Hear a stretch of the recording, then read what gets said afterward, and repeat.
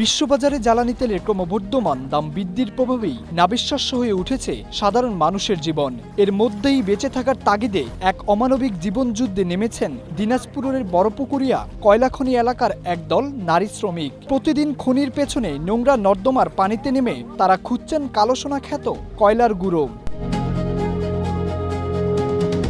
বড়পুকুরিয়া কয়লাখনি এলাকায় ঘুরলেই চোখে পড়ে নোংরা ও দূষিত পানির ড্রেনে গলা পর্যন্ত ডুবে কয়লা ছোট ছোট টুকরো সংগ্রহ করছেন একদল নারী। পরিবারের মুখে একটু খাবার তুলে দিতেই এই চরম ঝুঁকি নিয়েছেন তারা। বছরের পর বছর ধরে নোংরা পানিতেই নেমে কয়লা সংগ্রহে জীবন যুদ্ধের কথা তুলে ধরেন তারা। স্ট্রবেরি সুপার ডটেড ও ক্লাসিক ভ্যারিয়েন্ট সেন্সেশন জাগুক শিহরণ।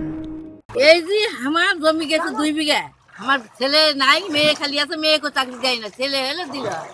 যেমন মেয়ে 4 জন, ছেলে 2 জন হলে মারা গেছে। এখন ছেলে থাকলে বোধহয় দিলে হয় নাকি, ছেলে এখন নাই। এখন মেয়ে 4 জনকে বিয়ে দিয়ে আমার অসহায় হয়ে গেছে। আমাকে যে কিছু দিবে দেয় নাই, জমি গেছে তো 2 বিঘা।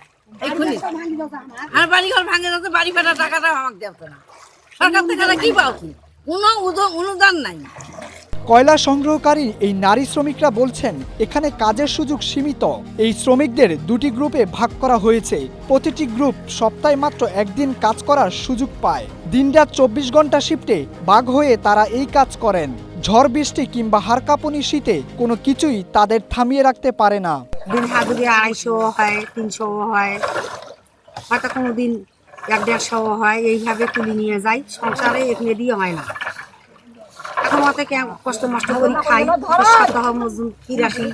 নারী শ্রমিকরা জানান এই কাজের ঝুঁকি অনেক। পানির মধ্যে তাদের অনেক সমস্যা হয়। ঝড় বৃষ্টি ছাড়াও বিষাক্ত সাপের ভয়ও থাকে এখানে। মাথার গাম পায়ে ফেলে সামান্য কিছু টাকা আয়ের চেষ্টা করেন তারা, কিন্তু এখন আর আগের মতো কয়লা পাওয়া যায় না। এই যে আমার কারণ কষ্ট করি, মনকে ঝড়ি ছাতা পানি সাপট কত মাথার খুদি যায়, কত পরিশ্রম করি, মাথা ঘাম পা ফেলাই করি করা করি। আর মনে করেন মহিলা বেশি কষ্ট, মনে করেন পরিশ্রম বেশি হয়। এখন সংসার কাজ পাঠা চলে, অত খরচপাতি অত খাওয়া হয়, অত এটা করা হয়।